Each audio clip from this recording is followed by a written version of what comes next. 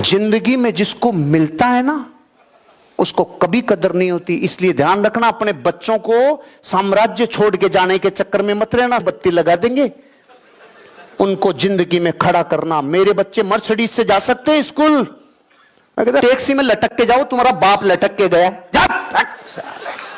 Mercedes में जाए। पापा पापा पापा, पता है मुझे, पता है साला बापू तू बहुत खतरनाक है।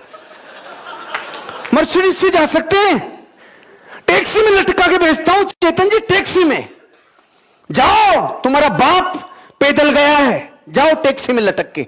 और ये मर्सिडीज कैसे आती है? तुम्हें चुनना होगा, तुम्हें अपनी जिंदगी का चुनाव खुद को करना होगा। अपनी जिंदगी का निर्माण वो करता है जो चुनता है, क्योंकि चुनना अपने जीवन का एक सर्वश्रेष्ठ जिंदगी है। चुनो, ये व्यवसाय, ये प्रोफेशन को चुनता है जो आदमी।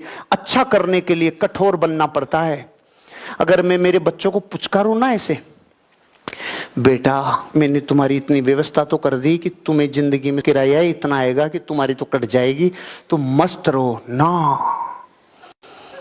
मैं सालों की ऐसी तशरीफ लाल करता हूं इनकी दोनों की, क्योंकि मेरी हुई थी, पिताजी की हुई थी, दादाजी की हुई थी।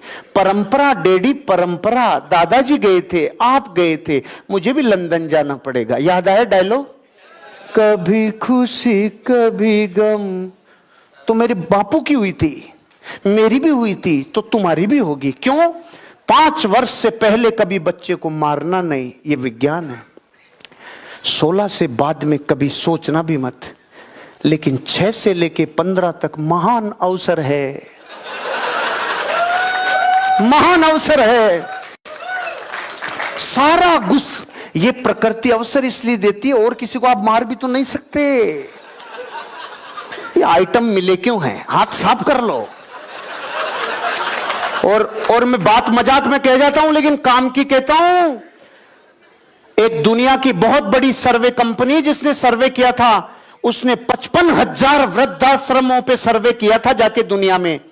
उनसे पूछा, क्या तुमने तुम्हारे बच्चों को तकलीफ दी थी क्या जो छोड़ गए?